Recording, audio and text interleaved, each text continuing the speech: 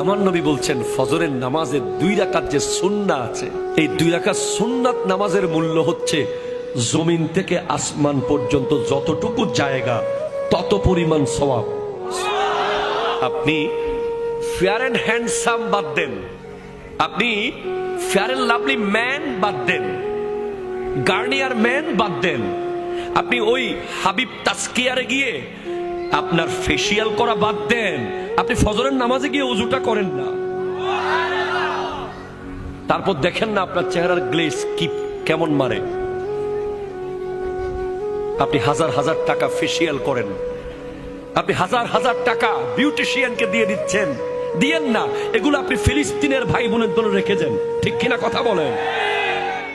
আপনি লক্ষ লক্ষ টাকা বিউটিশিয়ানকে দেওয়ার দরকার নাই। আপনি 5 ওয়াক্ত 5 বার ওযু করেন না, আপনার চেহারা দেখলেই শত্রু কাবু হয়ে যাবে, ঠিক কিনা কথা বলেন? আমি কোনো বিউটি পার্লারের বিরুদ্ধে মানুষ না ভাই।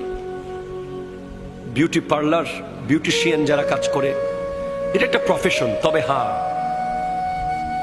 এটার অতিরঞ্জন যদি হয়ে যায়, স্বামীর জন্য সাজা জায়েজ।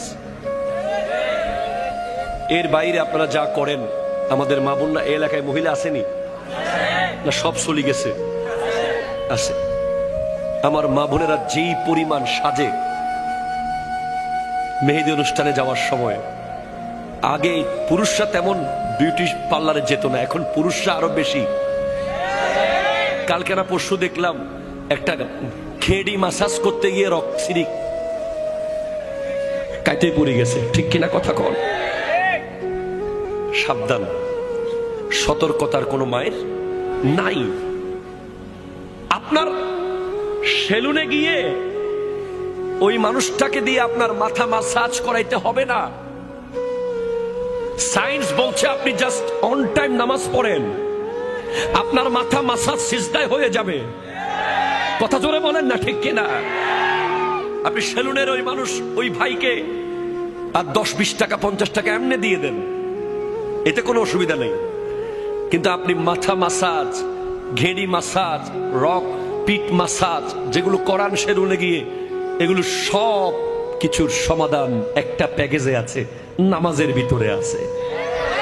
অ্যাকর্ডিং টু সায়েন্স আপনি যদি পারফেক্টলি নামাজে দাঁড়ান, শোনেন, যখন আমরা আল্লাহু আকবার বলে এভাবে হাত তুলি,